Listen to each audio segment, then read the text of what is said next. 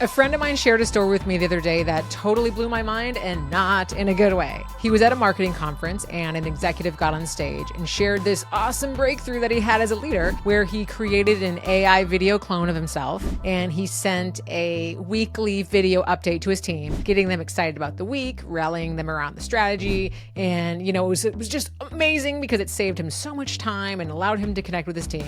And everyone in the audience was kind of like, is this really a good thing? And I thought the same. When I heard that freaking story, I was like, what the actual, this is not the goal. This is not the point of being a leader, is opting out of the team connection. And I started to think about all of the ways that we are using AI right now as leaders to shortcut the really important things that we got to still be doing. And the cost of that, it's actually causing us to lose respect from our teams. And so this is what I want to talk all about today, is how we're using AI as leaders that's actually cheapening our relationship, that can lead to higher turnover, and how to do it right.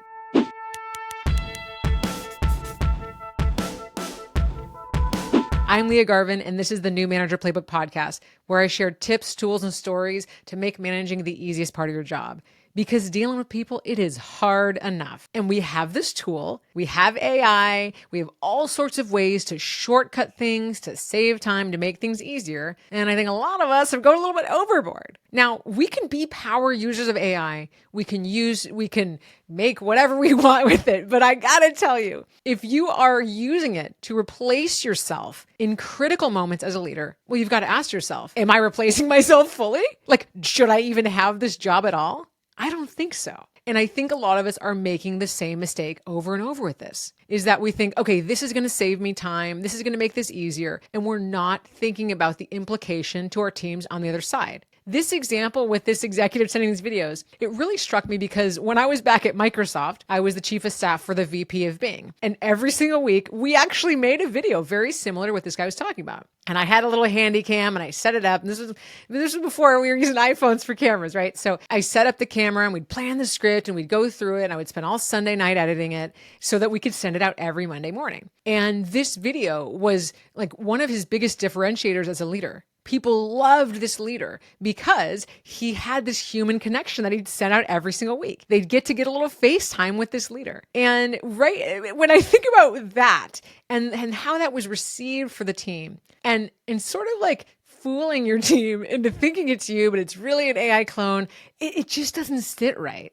Because what problem was that leader solving? That he had to get a video set up, that he had to think of what he was going to say, that he wasn't that comfortable on camera, that he didn't have his ideas formed. Like all of those things are things that we should kind of already be solving. Video setup, your team doesn't care if it's highly produced or not. Okay, I mean, I gotta say I had some mad skills at the time, but I did it all myself. We didn't have a camera crew. It doesn't matter. Your team just wants to see your face. If you're not comfortable on camera, well, that's kind of something you should work on as a leader. Get some executive presence training. If you don't know how to formulate your ideas into a compelling message, also something you really want to work on as a leader. So what problem was that leader solving? Saving himself time? Well, also, you communicating with your team, motivating them, getting out there, being out there, that is your job. So we don't want to just walk in and replace ourselves, because this is where you start to see, well, why is engagement lower than ever? Why are people quitting? Even when, there's fear of uncertainty and layoffs and a lot of senior positions are really hard to hire back for. Like, why are people willingly opting out? Why are people saying, I don't want to do this anymore, even when they don't have a safety net? Because they don't feel connected to their work and their team. So why are we opting out as leaders? Get in front of that freaking camera, okay? If you need some recommendations for setup, I can help you out. This is something we just can't avoid, okay? So when we step out of that and we say, I'm going to just use this thing, I'm going to do this for me, we're not actually leading anymore. And then we got to say, am I replacing myself intentionally? Am I opting out? Yeah, we kind of are. And another thing I'm seeing, right, is doing a very similar thing with just copying and pasting a strategy doc. I have a friend and she was at a pretty notable startup in San Francisco and a new leader took over her division. And he wasn't from that background of that division. So he had come from a whole different line of business. So her division was very new to him. And he just sent 2 days into being heading up this role. He sent a 18-page strategy doc, visibly copying and pasted out of ChatGPT, right? It had all the headings, the M dashes, the emojis, even the tells. And he said, hey, this is our new team strategy. I want you to implement this by the end of the month. It had no context about what the team had been working on. It was very kind of disconnected from what would make sense in the team. And it included a lot of reductions in force that weren't going to allow the team to deliver on the goals they even had. Sadly, this person's role was a part of that. And she shared this with me thinking, gosh, when this leader came in and I saw that ChatGPT strategy, I knew the writing was on the wall. But I wouldn't even have stayed if my job hadn't been eliminated, because this was not a way that I wanted to be led. And when we're copying and pasting something without thinking about it, what are we showing our teams? We're saying, I don't care. I didn't even take the time to read through this. I didn't even take the time to make it sound like I wrote it. Or maybe I really tuned my algorithm and it does really sound like me, but I didn't even take the time to make sure it makes sense for this team. I didn't take the time to actually distill it into something simpler, right? I sent something really long-winded, copy and paste. I didn't take the time to have a conversation with my team around the implications. When we send that out, I get it that it saved us some time. And a lot of us, we're stretched real thin. We need time savers, don't get me wrong, but we're sending a message with everything we communicate.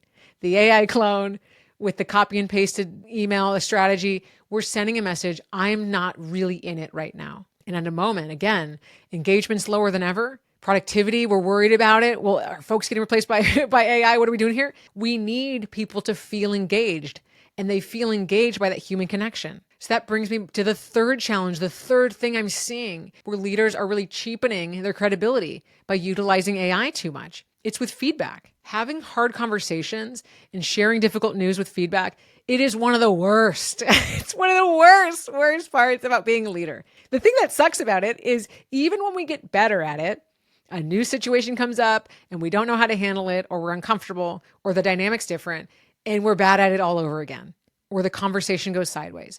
It's one of those things that's always a little bit hard, even if we've done it for a long time. So what am I seeing? People are using AI to plan a feedback conversation and then reading it as a script as if there's not another human being on the other end. Well, the truth is there is. And when we plan a conversation one way, we can't anticipate the person getting defensive, the person disagreeing, the person having a different take on it, and the person experiencing any human emotion. I think about when I was back at YouTube, I was working with a design manager and he had to deliver really hard news to a team member. So he had a team member that was a really high performer and she had been working on getting a promotion and he thought it was totally in the bag. But promotions, they were actually decided by committees.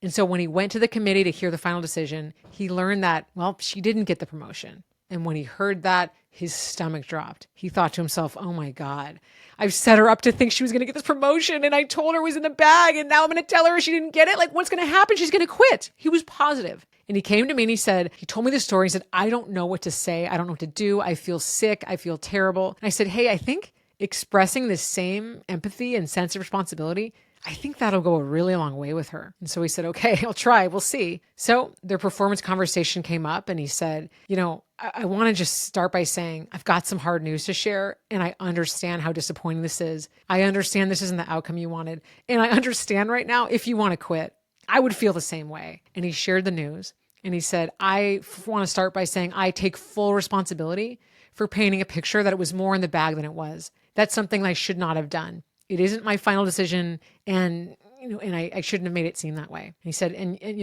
but what I will say is even though you didn't get the promotion this time, you were super close.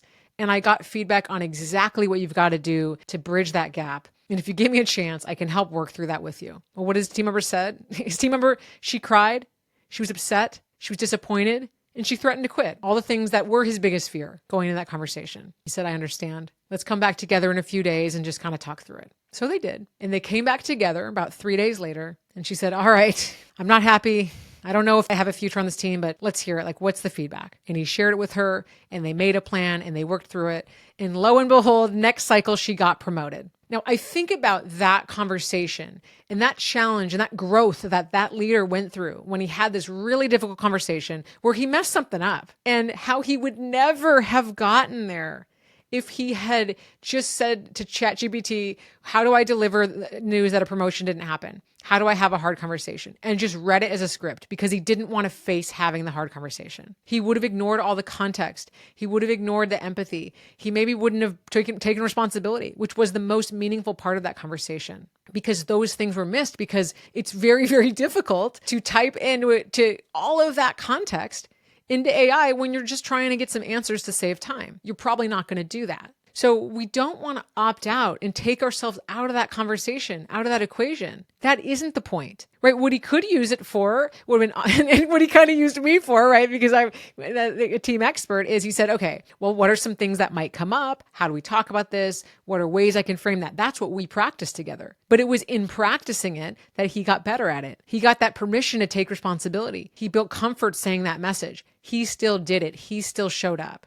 And so that's what I want to really leave you with in this conversation is when we're trying to save time, when we're dealing with uncomfortable situations, or we're trying to motivate our team and we don't know if we actually know exactly what to say, or that we don't feel like we have that presence, opting out, well, that's just going to make it worse. How in the world could that be the answer? How could opting out be the answer? It's just not going to motivate your teams. You have a motivation issue. You not being there, that's going to make it worse. You have a performance issue. You not having the conversation, that's going to make it worse.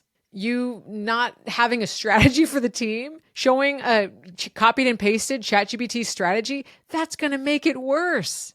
Slow down. Use it for information, for research, to formulate ideas, and then be a leader. And if you need support, get support.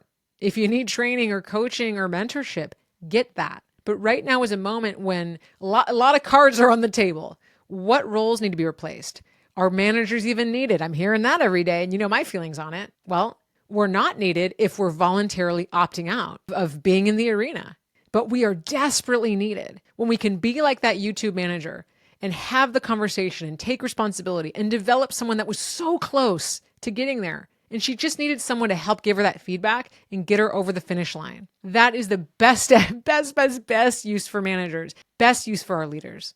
Right now we're figuring out, gosh, how do I elevate high performers? And maybe we got a lot of kind of lower performance and issues that we haven't been cleaning up and tackling. Well, AI and automations, that's not the solution. It's to deal with. Are we giving people feedback? Are we having hard conversations? Are we performance managing? Right? We all have an opportunity to reset how we're showing up together. And that is the way to utilize AI at its best, not to opt out. So these are just 3 examples where I'm like, ugh, we can't be doing that. Let's use it for how it elevates and amplifies us as a leader, not takes us out of the arena. All right. See you next time.